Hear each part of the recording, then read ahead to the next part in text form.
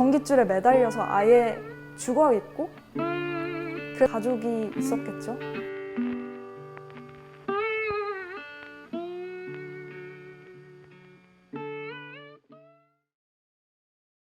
안녕하세요. 긴팔 원숭이를 연구하는 이윤정입니다. 지난 시간에는 제가 한 긴팔 원숭이 연구에 대해서 이야기를 했다면 이번 시간에는 멸종위기 종을 연구하는 것에 대해서 좀 더 자세하게 얘기를 드리려고 합니다. 긴팔 원숭이는 약간 우리에게는 생소하지만 인간과 계통학적으로 굉장히 가까운 종들이에요. 인간과 유전학적으로 가장 가까운 게 침팬지라고 한다면 그 다음이 보노보, 그 다음이 고릴라, 오랑우탄, 그리고 바로 그 다음이 긴팔 원숭이입니다. 이 긴팔 원숭이는 동남아시아와 중국 등지에 살고 있는데 전 세계적으로 18종 정도가 있다고 알려져 있고 이 중에 12종이 멸종위기종으로 등재되어 있고 5종은 심각한 멸종위기종으로 등재가 되어 있습니다. 특히 중국 하이난 긴팔 원숭이는 야생에서 남은 개체가 성체가 10마리 정도밖에 되지 않습니다. 또 2017년에는 새로운 긴팔 원숭이 신종이 발견이 됐는데 바로 미얀마에 있는 스카이워커 홀락 긴팔 원숭이입니다. 하지만 이 종도 신종으로 등재됨과 동시에 멸종위기종으로 등재가 되었죠. 전 세계적으로 긴팔 원숭이들을 위협하는 가장 큰 요인은 첫째가 서식지 파괴고 둘째가 불법 밀렵, 애완동물 거래입니다. 이번 시간에는 서식지 파괴에 대해서 좀 더 자세하게 얘기를 해보려고 해요. 긴팔 원숭이도 인간에 의한 서식지 파괴에 굉장히 취약한 종입니다. 첫째로는 긴팔 원숭이는 거의 대부분의 시간을 나무 위에서만 보내요.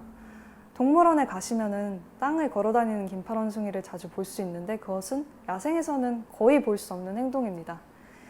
그 말인즉슨 긴팔 원숭이의 서식지에 인간이 길을 낸다면은 그 길 위가 나무로 연결이 되어 있지 않는 한 그 길을 긴팔 원숭이는 건널 수가 없다는 거예요.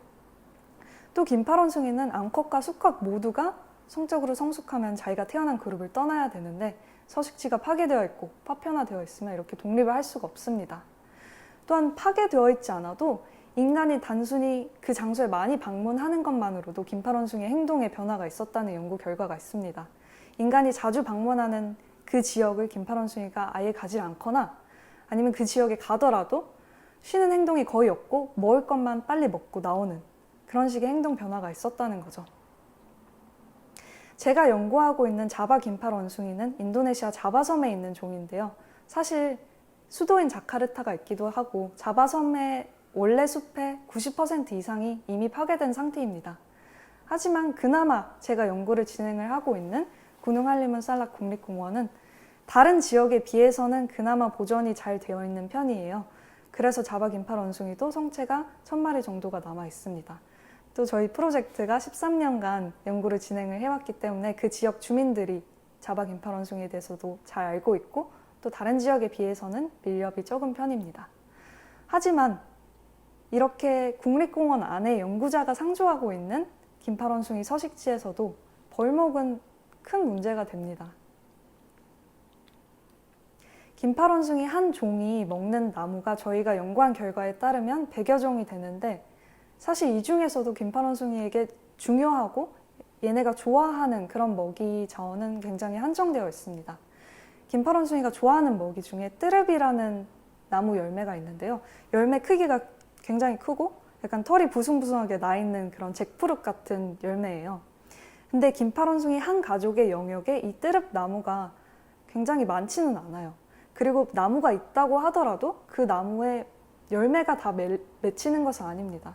그래서 보통 긴팔 원숭이 한 가족이 사는 영역에 열매가 열리는 뜨릅 나무는 거의 한두 그루밖에 되지 않아요. 저희가 따라다니는 긴팔 원숭이 그룹 중에 S가족이라고 이름을 붙여준 가족이 있는데 그 가족의 영역에도 열매가 열리는 뜨릅 나무가 있습니다. 그래서 열매가 한번 열리면 크게 열리기 때문에 온 가족이 다 모여서 엄마, 아빠, 아이들이 다 모여서 먹는 그런 나무인데요. 어느 날 S그룹 영역에 갔는데 정말 뜬금없이 하루아침에 그 나무가 없어진 거예요. 갔더니 그 뜨릅 나무가 굉장히 키가 큰 나무인데 정말 그냥 밑둥만 남았더라고요. 알고 보니까 뜨릅 나무 표면에 상처를 내면은 진액이 나오는데 이 진액이 끈끈하기 때문에 새를 잡는데 끈끈이 덫을 놓는 데 쓴다고 합니다. 그러니까 뜰읍나무를 베어감으로써 새도 잡고 긴팔원숭이의 먹이도 없애버린 거죠. 제가 있었던 연구 기간 동안에는 그 S 가족이 뜰읍을 먹는 거를 그 뒤로는 다시는 한 번도 보지 못했습니다. 그리고 연구 기간 이후에 새로운 S그룹의 아이가 태어났는데 저희가 스티아라고 이름을 지어줬어요. 그래서 저는 그런 생각을 가끔 했죠. 스티아는 과연 뜰읍을 먹어봤을까? 우리가 이렇게 무심코 베어버리는 나무 한 그루가 야생동물에게 혹은 긴팔원숭이에게 대체 어떤 의미를 가지는 걸까 하고 다시 생각을 하게 되었습니다. 또 이렇게 연구자가 있는 숲에도 벌목이 일어나지만 이 숲을 벗어나면 사실 상황은 더 심각해집니다. 저희는 국립공원 내에 있는 연구 필드 스테이션에서 머물면서 매일 긴팔원숭이를 따라다니다가 한 달에 한 번씩 이제 가까운 도시로 나가서 장도 보고 인터넷으로 이메일도 확인하고 회의도 하고 그런 일을 한 달에 한 번씩 하는데요. 한 달에 한 번씩 차를 타고 나갈 때마다 제 눈에도 보여요. 국립공원의 가장자리에 숲이 계속 없어지고 있고 한 달에 한 번인데 새로운 길들이 계속 생기는 거예요. 이런 식으로 새로운 길이 생기고 인간의 시설이 들어오면 물론 거기에 살고 있는 인간들에게는 굉장히 편리하겠죠. 하지만 야생동물에게는 굉장한 서식지 파괴로 다가올 수 있습니다. 하루는 필드에서 긴팔원숭이 관찰을 마치고 필드 스테이션으로 돌아왔는데 저쪽에서 저희 어시스턴트 한 명이 긴팔원숭이를 안고 저희 필드 스테이션으로 돌아오는 거예요. 그리고 그 뒤에는 이제 동네 아이들이 줄을 서서 막 따라오고 있고요. 저희는 야생 긴팔원숭이를 굉장히 멀리서 쌍안경으로 관찰을 하기 때문에 절대로 일정 거리 이상 가까이 가지 않습니다. 그래서 저는 그 안겨있는 긴팔원숭이를 보고 얘가 다쳤나라고 생각을 했는데 가까이 와서 보니까 죽은 개체더라고요. 이야기를 들어보니까 인근 마을에서 사람들이 모여서 이제 일을 하고 있었는데 실수로 엄청 큰 소리가 났대요. 근데 그 큰 소리에 놀라서인지 숲의 가장자리에 있던 긴팔원숭이가 점프를 하면서 전깃줄을 잡아서 그대로 감전사한 거예요. 그 얘기를 듣고 자세히 보니까 얼굴 하단이 다 타서 이제 생살이 다 드러나 있고 왼손으로 이제 전깃줄을 잡았는지 여기는 아예 살이 하나도 없고 뼈밖에 보이지 않았습니다. 그래서 이 죽은 긴팔원숭이를 인도네시아 과학연구소에 데려가서 조사를 해보니까 성체 수컷으로 밝혀졌습니다. 성체 수컷이었으면 가족이 있었겠죠? 그러면 그 남겨진 짝은 어떻게 지내고 있을까요? 혹은 만약에 아이가 있었더라면 그 아이들은 어떻게 지내고 있을까? 그런 생각을 하게 되었습니다.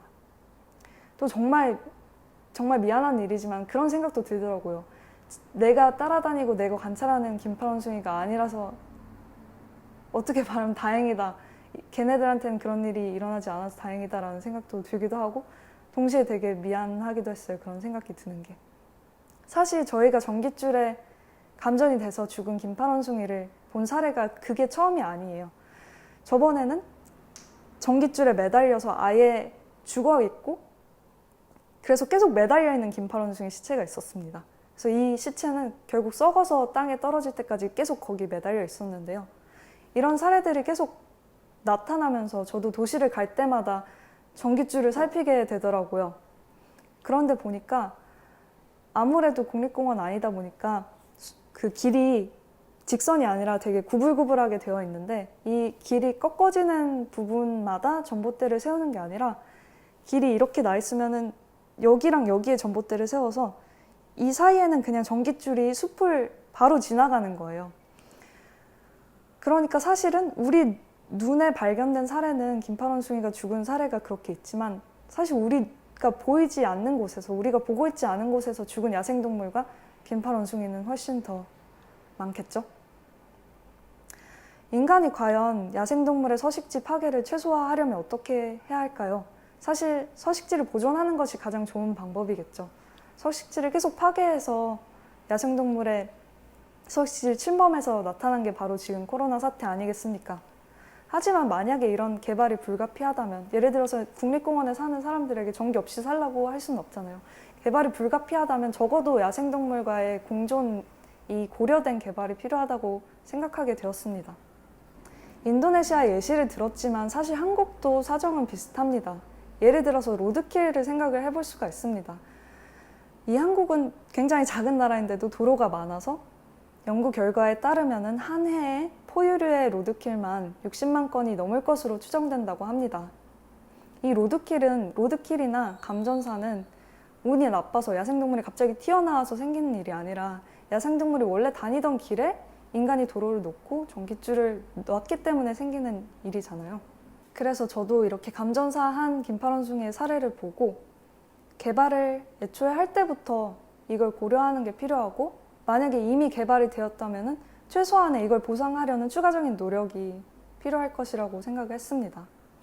또 아까 말씀드렸던 벌목의 사례에서 본다면은 내가 개인이 할 수 있는 거는 내가 하는 행동이 생태계에 어떤 영향을 미칠지 적극적으로 생각해보는 습관을 들이는 게 나부터도 필요하다고 생각을 하게 됐어요. 지난 시간에 이원영 박사님이 펭귄을 위한 채식에서 말씀을 해주셨듯이 내가 하는 행동, 내가 먹는 것, 내가 다니는 것이 어떤 영향을 불러올지를 생각하는 게 필요하다고 생각하게 되었습니다. 다음 시간에는 불법 밀렵과 불법 애완동물 거래에 대해 초점을 맞춰서 이야기를 해보도록 하겠습니다. 감사합니다.